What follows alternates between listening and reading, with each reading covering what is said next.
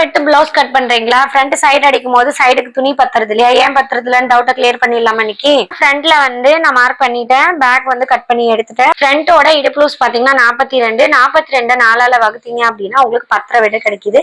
அப்போ எனக்கு ஒரு பக்கத்துக்கு ஃப்ரண்டோட ஒரு பக்கம் அளவு வந்து 10 மார்ஜின் இல்லாம. மார்ஜின்னா சைடு அடிக்க எக்ஸ்ட்ரா கிளாத் நம்ம விடுவோம் இல்லையா? இப்ப இங்க இருந்து இங்க 10, இதுக்கு மேல வந்து எக்ஸ்ட்ரா சைடுக்கு துணி விடணும். சோ அந்த 10ல 1.5 இன்ச் மார்ஜின் பண்ண அப்படின்னா எனக்கு கிடைக்கிற விட வந்து 12. இப்ப 12ல இந்த டாட்டோட அளவை நான் மைனஸ் பண்ணிக்குவேன்.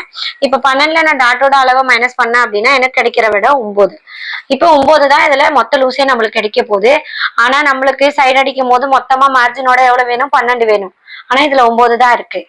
அப்ப அளவு வந்து கம்மி ஆகுது. அப்ப எவ்வளவு கம்மி ஆகுதோ அந்த இடத்துல நம்ம சைடுல கிராஸ் எடுக்கணும். இப்ப எவ்வளவு கம்மி ஆகுதுன்னு இதுல பாத்துக்கலாமா? டாட் வந்து 3 இன்ச் போக இந்த சைடு வந்து 3 இன்ச் இருக்கு.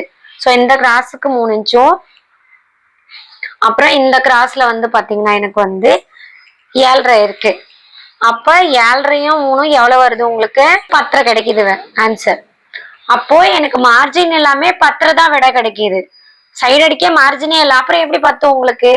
அப்ப உங்களுக்கு 1.5 இன்ச் கம்மியா இருக்கு. அப்ப அந்த 1.5 இன்ச்சை நீங்க இங்க மார்ஜின்ல இந்த கிராஸ்ல மார்ஜின் பண்ணணும்.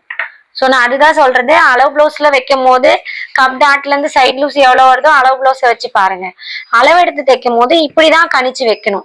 சோ இப்போ 1.5 இன்ச் நான் எக்ஸ்ட்ரா வச்சு அதே அக்கில கிராஸ் பண்ணிக்கிறேன், கீழே எக்ஸ்ட்ரா கொடுத்துட்டேன். இப்போ சைடு அடிக்கும் போது நம்மளுக்கு 10 லூஸும் கிடைச்சிரும், சைடு அடிக்கும் போது நம்மளுக்கு எந்த ப்ராப்ளமும் வராது.